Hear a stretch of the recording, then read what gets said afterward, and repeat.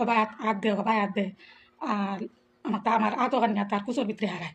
আর আমি বদরুল বাইরে আমরা উদালি বাজারের মিসবা বাইরে আমি রিকোয়েস্ট করবো আপনারা কিন্তু এটার তদন্ত করিয়া এই যে মানুষটা যেগুলা যে বদনামি হয়েছে যেগুলা যে অসম্মানী কাম করছেন একজন ডাক্তার মানুষ হইয়া এটা আপনারা কিন্তু দেখিয়া দেখবা আর এই মানুষটা জেলা ন্যায় বিচার পায় আর এই মহিলাজনে জেলা উচিত ন্যায় বিচার পায় এইরকম এইটা আপনারা ইন্তর কাছে আমি রিকোয়েস্ট করলাম আপনারা কিন্তু এইটা দেখিয়া দিন।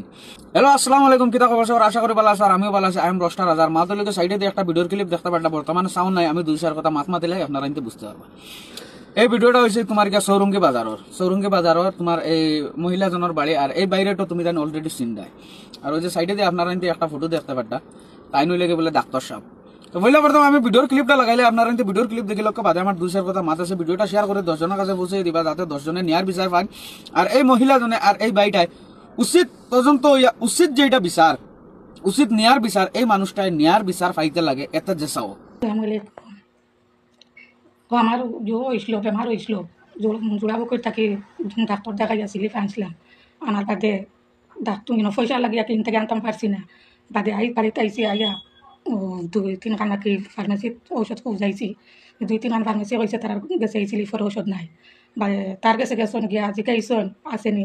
ডাক্তারে কইছে আছে কয়া কি ডাক্তারে লইয়া আমার বাড়িতে আইসন আইয়া আনলে ডাক্তারে দেখছে দেখিয়া তবে ট্যাবলেট এগো খাইছে পাল্লা খাবাইয়া বেজিয়েগো মারছে আর কইছে বলে এখন তুমি ফুটনো থাকি গুটিও না তোরা ফুটো তুমি আর দেখি তোমার আট ওখানে পাই দেখছেন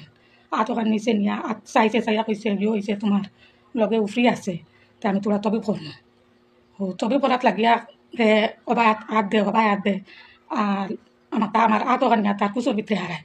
ওইতো আমি জনে বুধ পাইছি তার ভাত ব্যবহার করে ও আমি কইছি আমার কবিরাজি লাগতো না আর আমি উঠে গেছি গিয়া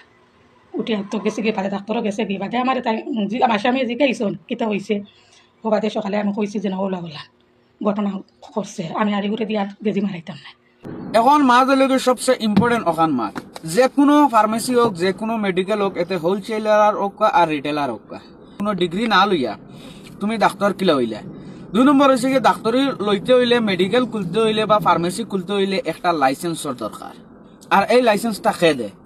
যে সময় তোমার কাছে কোনো লাইসেন্স নাই উইদাউট লাইসেন্সে তুমি মেডিকেল ওপেন করছো ওপেন করিয়া তুমি দুয়াই বেচাকিনি করতাই তুমি বিজনেস করতাই আর্নিং করতাই এখন আমার ওখান কথা বুঝাও চাই তোমার যে সময় গভর্নমেন্টের কাছে তোমার কোনো জাত লিস্ট নাই যে তুমি মেডিকেল খুলছো বলিয়া